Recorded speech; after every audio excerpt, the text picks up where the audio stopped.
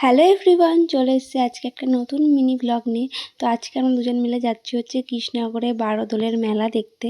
প্রত্যেক বছরই যাই, তো আজকেও আমরা দুজন মিলে বেরিয়ে পড়েছি। তো আমরা চলেও এসেছি দেখতে দেখতে মেলার কাছে। এই যে রাজবাড়ি, এই বছর রাজবাড়িটা বন্ধ ছিল কারণ এখনকার রাজামশাই মারা যাওয়ার কারণে।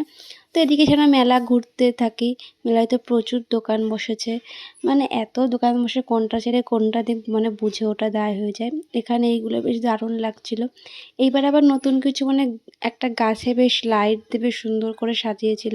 এখানে অনেক চুড়ির দোকান বসেছিল, কাশ্মীরি চুড়ি, খুব ভালো লাগছিল, বাট প্রচুর দাম ছিল। আর এখানে কৃষ্ণনগরের বিখ্যাত মাটির পুতুল।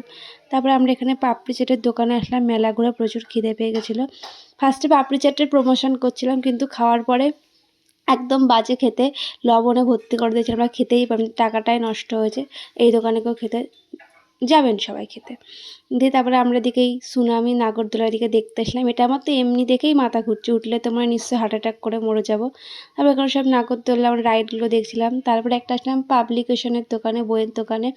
এখানে সব বাংলাদেশি উপন্যাস আমার মানে এত পছন্দ, মানে অনেক টাকা থাকলে আমি সব কিনে নিয়ে আসতাম। সেটা আমার বান্ধবীকে আমি কষ্ট প্রকাশ করছিলাম। আর আমরা তো জল কিনা খেয়েছি মেলায়, আর কিছু না খেয়ে আমরা 3 বোতল জল খেয়েছি। তারপরে স্টেশনে এসে আমরা মোমো খেলাম, গরমে আর শরীর পাচ্ছে না। টুকটাক কেনাকাটা করেছিলাম মেলার থেকে। তো আজকের ভিডিওটা এই পর্যন্ত। ভালো লাগলে like, comment, share and subscribe করতে